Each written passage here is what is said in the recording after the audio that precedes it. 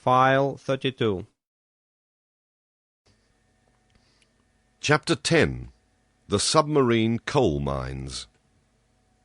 The next day, the 20th of February, I awoke very late.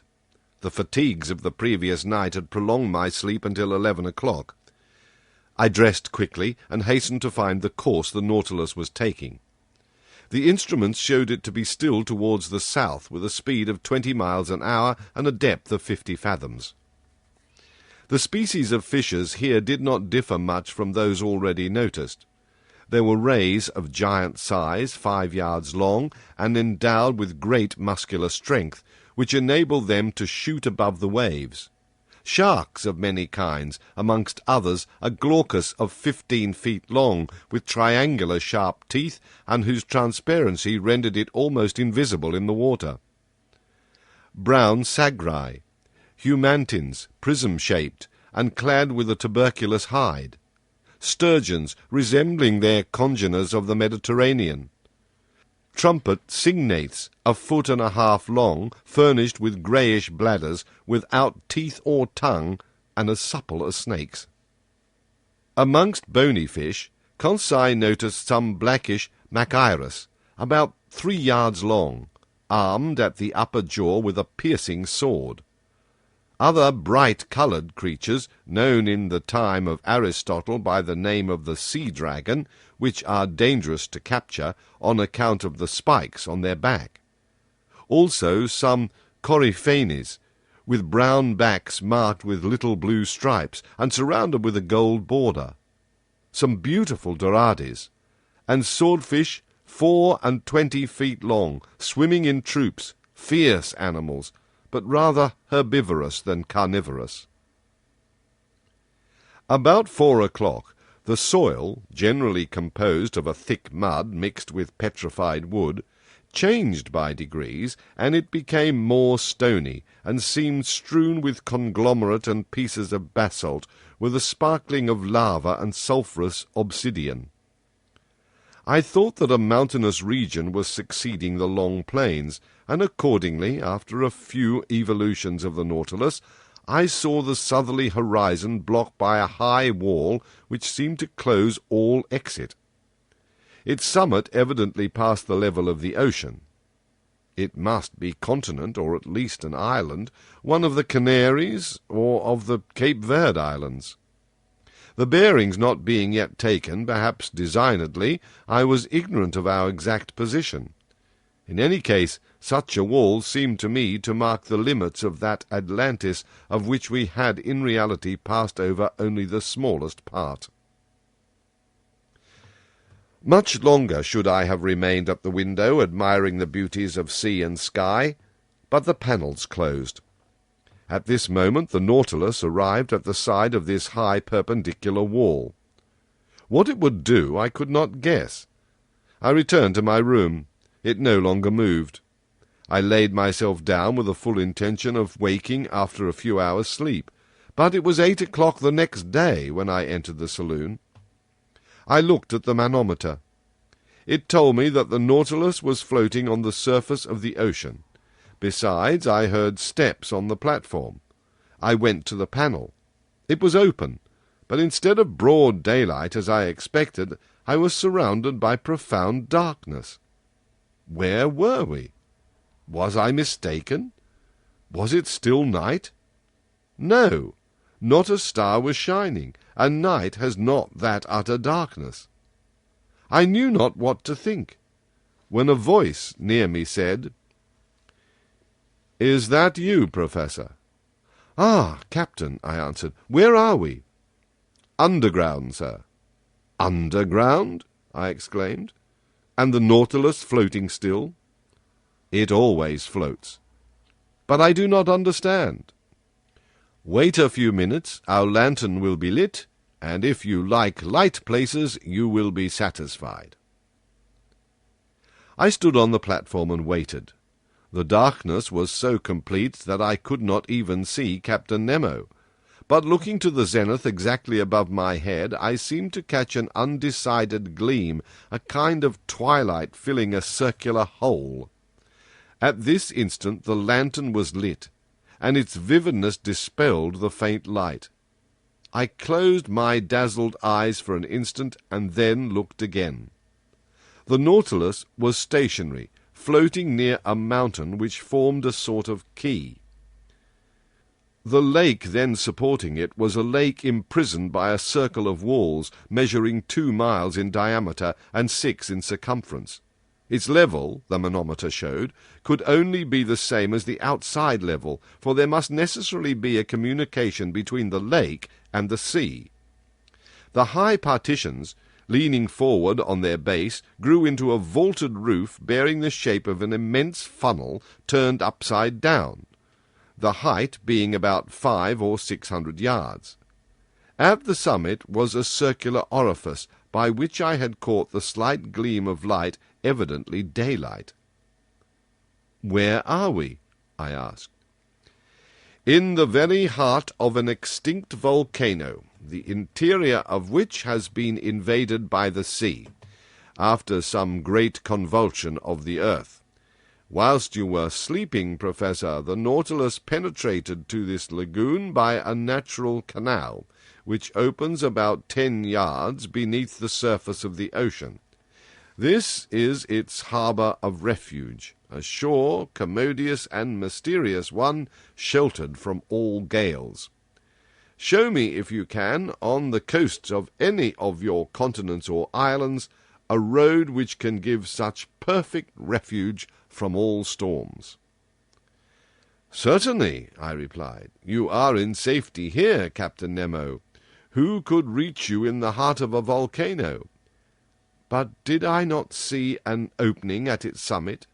"Yes, its crater, formerly filled with lava, vapour, and flames, and which now gives entrance to the life-giving air we breathe."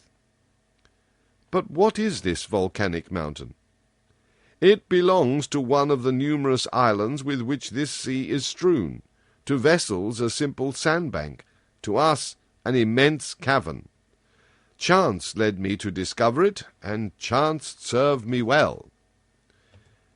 "But of what use is this refuge, Captain? The Nautilus wants no port." "No, sir, but it wants electricity to make it move, and the wherewithal to make the electricity, sodium to feed the elements, coal from which to get the sodium, and a coal mine to supply the coal.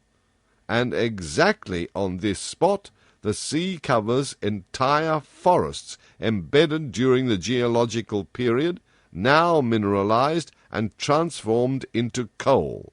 For me, they are an inexhaustible mine." "Your men follow the trade of miners here, then, Captain?" "Exactly so.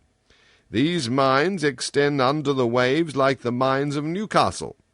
Here, in their diving dresses, pickaxe and shovel in hand, my men extract the coal, which I do not even ask from the mines of the earth.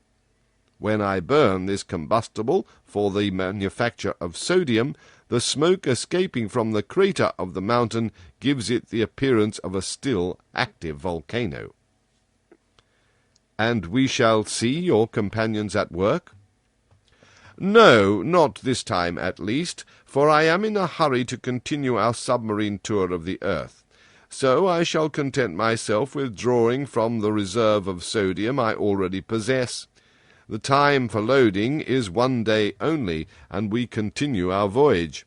So, if you wish to go over the cavern and make the round of the lagoon, you must take advantage of today, Monsieur Aronnax." I thanked the captain, and went to look for my companions, who had not yet left their cabin. I invited them to follow me without saying where we were. They mounted the platform. Conseil, who was astonished at nothing, seemed to look upon it as quite natural that he should wake up under a mountain, after having fallen asleep under the waves.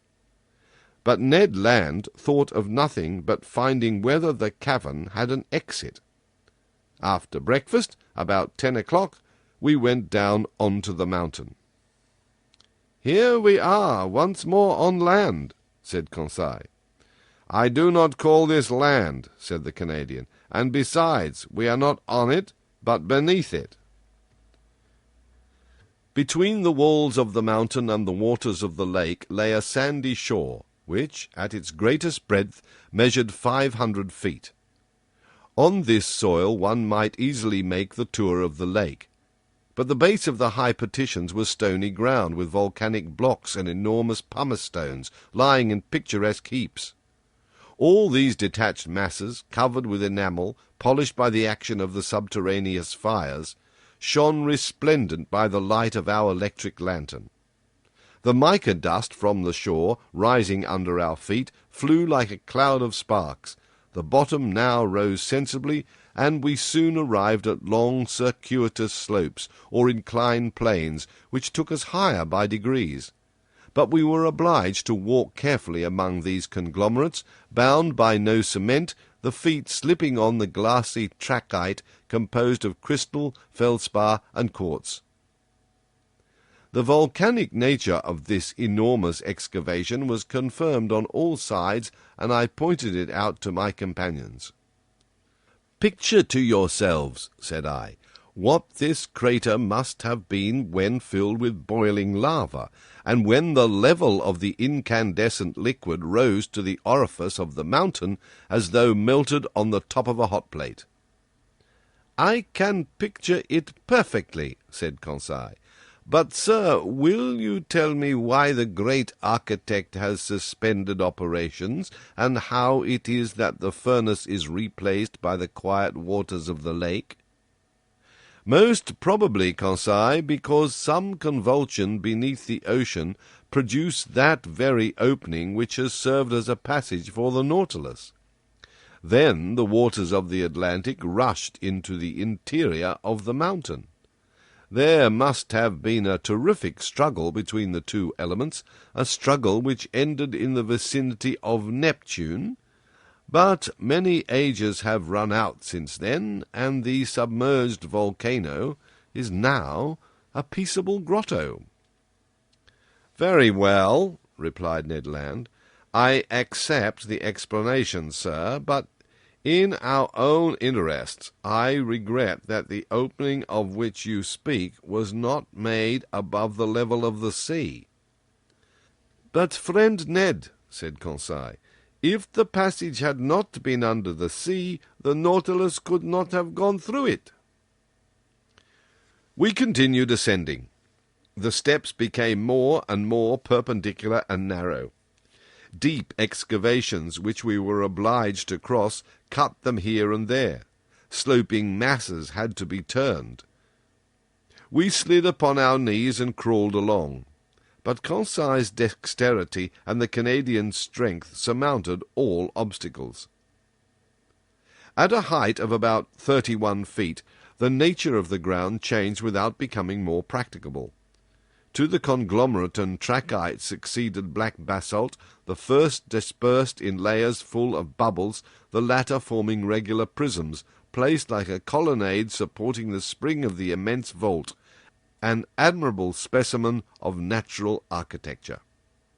Between the blocks of basalt wound long streams of lava, long since grown cold, encrusted with bituminous rays, and in some places there were spread large carpets of sulphur. A more powerful light shone through the upper crater, shedding a vague glimmer over these volcanic depressions for ever buried in the bosom of this extinguished mountain. But our upward march was soon stopped at a height of about 250 feet by impassable obstacles. There was a complete vaulted arch overhanging us, and our ascent was changed to a circular walk. At the last change, vegetable life began to struggle with the mineral. Some shrubs and even some trees grew from the fractures of the walls. I recognized some euphorbias, with the caustic sugar coming from them, heliotropes quite incapable of justifying their name, sadly drooped their clusters of flowers, both their colour and perfume half gone.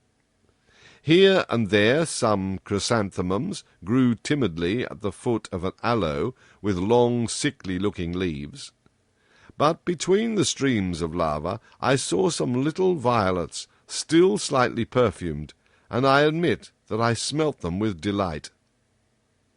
Perfume is the soul of the flower, and sea flowers, those splendid hydrophytes, have no soul. We had arrived at the foot of some sturdy dragon trees, which had pushed aside the rocks with their strong roots, when Ned Land exclaimed, "Ah, sir, a hive! A hive!" "A hive?" I repeated, with a gesture of incredulity. "Yes, a hive," repeated the Canadian, "and bees humming round it." I approached, and was bound to believe my own eyes. There, at a hole bored in one of the dragon trees, were some thousands of these ingenious insects, so common in all the Canaries, and whose produce is so much esteemed. Naturally enough, the Canadian wished to gather the honey, and I could not well oppose his wish. A quantity of dry leaves mixed with sulphur he lit with a spark from his flint, and he began to smoke out the bees. The humming ceased by degrees, and the hive eventually yielded several pounds of the sweetest honey with which Ned Land filled his haversack. "When I have mixed this honey with the paste of the artocarpus," said he, "I shall be able to offer you a succulent cake." "Upon my word," said Conseil, "it will be gingerbread." "Never mind the gingerbread," said I. "Let us continue our interesting walk." At every turn of the path we were following, the lake appeared in all its length and breadth. The lantern lit up the whole of its peaceful surface, which knew neither ripple nor wave. The Nautilus remained perfectly immovable. On the platform and on the mountain, the ship's crew were working like black shadows clearly carved against the luminous atmosphere. We were now going round the highest crest of the first layers of rock which upheld the roof. I then saw that bees were not the only representatives of the animal kingdom in the interior of this volcano. Birds of prey hovered here and there in the shadows, or fled from their nests on the top of rocks. There were sparrowhawks with white breasts and kestrels, and down the slope scampered with their long legs several fine fat bustards. I leave anyone to imagine the covetousness of the Canadian at the sight of this savoury game, and whether he did not regret having no gun. But he did his best to replace the lead by stones, and after several fruitless attempts he succeeded in wounding a magnificent bird. To say that he risked his life 20 times before reaching it is but the truth, but he managed so well that the creature joined the honey cakes in his bag. We were now obliged to descend towards the store, the crest becoming impracticable. Above us the crater seemed to gape like the mouth of a well. From this place the sky could be clearly seen, and clouds dissipated by the west wind, leaving behind them, even on the summit of the mountain, their misty remnants, certain proof that they were only moderately high, for the volcano did not rise more than 800 feet above the level of the ocean. Half an hour after the Canadian's last exploit, we had regained the inner shore. Here the flora was represented by large carpets of marine crystal, a little umbelliferous plant very good to pickle, which also bears the name of pierstone, and sea fennel. Conseil gathered some bundles of it. As to the fauna, it might be counted by thousands of crustacea of all sorts, lobsters, crabs, palamons, spider crabs, chameleon shrimps, and a large number of shells, rockfish, and limpets. 3/4 of an hour later we had finished our circuitous walk and were on board. The crew had just finished loading the sodium, and the Nautilus could have left that instant. But Captain Nemo gave no order. Did he wish to wait until night, and leave the submarine passage secretly? Perhaps so.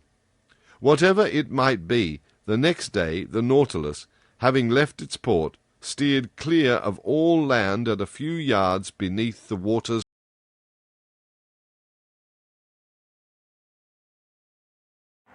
Please do not forget to like, share and subscribe.